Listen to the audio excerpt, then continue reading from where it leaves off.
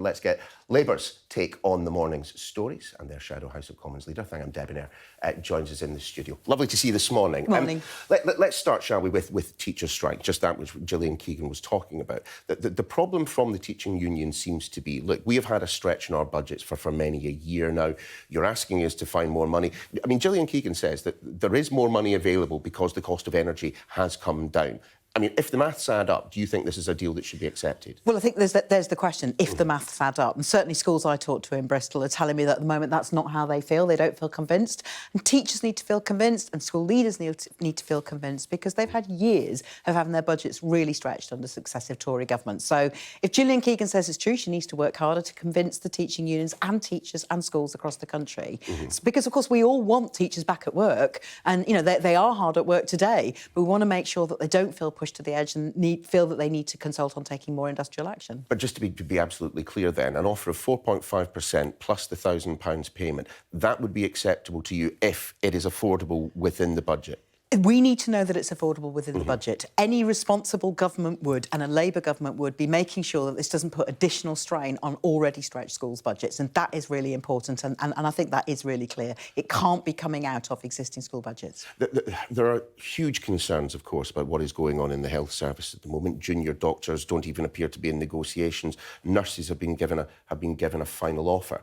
What do you think of the Royal College of Nursing, having looked at the deal, recommending it to their members, the members then voting against it? Well, I really understand why members feel really fed up and feel pushed to the edge. Now, there was a recruitment crisis before the coronavirus. We then had nurses and other NHS staff putting literally their lives on the line for us for 3 years. And before Christmas, when industrial action was in the wings, the head of the nursing union, Pat Collins, said to the government she would negotiate anywhere, anytime, including Christmas Day.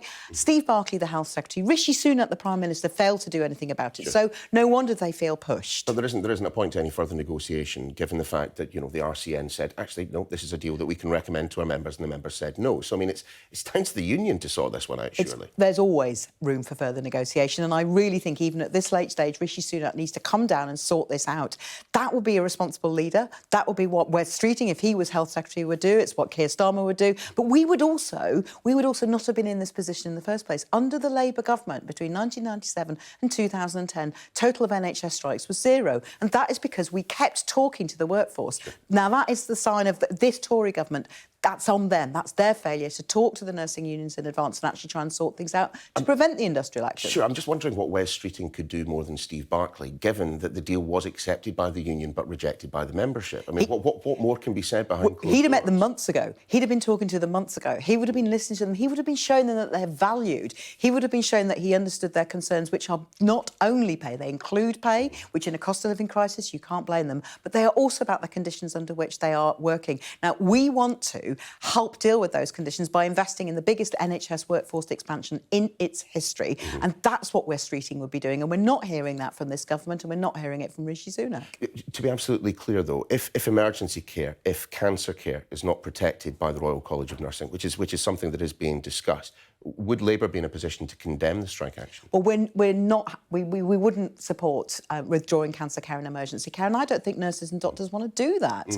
I think that this is why it's on Rishi Sunak to get down and sort this out. But Wes was clear about this. It's really easy for you to say this. I mean, but the Shadow Health Secretary, Wes Streeting, called on Steve Barclay to show leadership, but he himself can't give the junior doctors what they wanted. He himself admitted explicitly that the 35% that they are asking for is a non-starter. But going to talk to them is how you get through this. Nothing ends without resolution. Nothing ends without talking. It's not going to help patients. It's not going to help doctors. And I really think that Rishi Sunak needs to see that if he really wants to, if he really means that his priority of cutting waiting times, that he takes it seriously, he needs to show some leadership, get down and talk to them, as Wes Streeting would be doing and as Keir Starmer would be doing under a Labour government. What do you make of Rishi Sunak's plans this morning, to be announced later on this morning, to have everyone studying maths up until the age of 18? Look, I'm genuinely not going to be quizzing anyone this morning on their maths ability. I'm ready. I'm ready. It would be somewhat hypocritical of me to do so.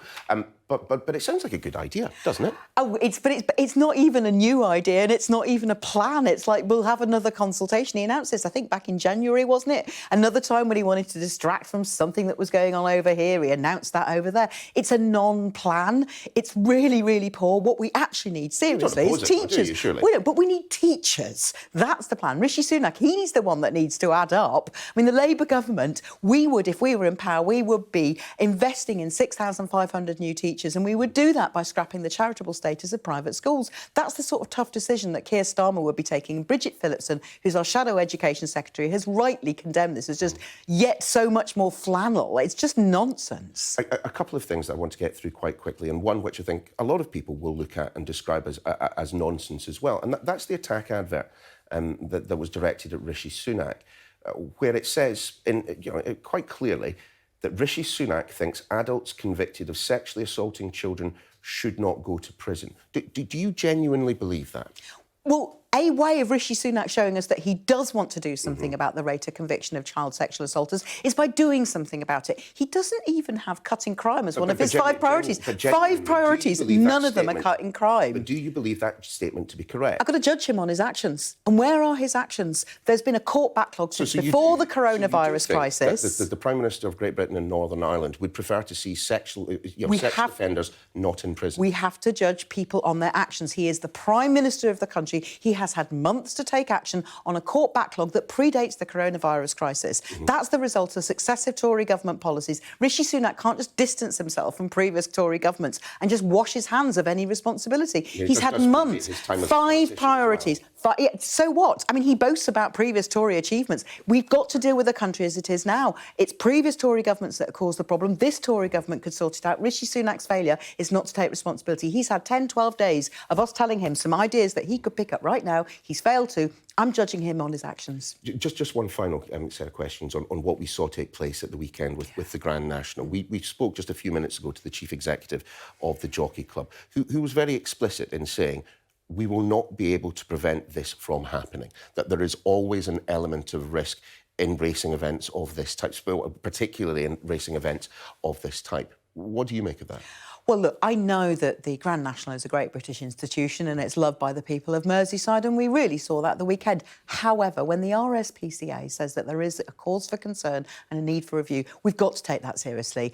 I really want to see that review the RSPCA is calling for, and I think it would be the right thing to do. The Grand National has been here so many times before. Yeah, and what purpose would a review have, given that this is not new? I'm not the expert, but I do also know that the carnage of previous decades of the Grand National, we've moved a long way from that, but it's never going to be OK for us. We're never going to feel OK, are we? We're a nation of animal lovers. Seeing the death of 3 horses, even in a great British institution like the Grand National, is going to hurt people. And I think the RSPCA are right to call for review, and I look forward to seeing what that's got to say. I'm sure you are not alone in that. Thangam Debbonaire, good to have you on the programme. Thanks again. Thank you.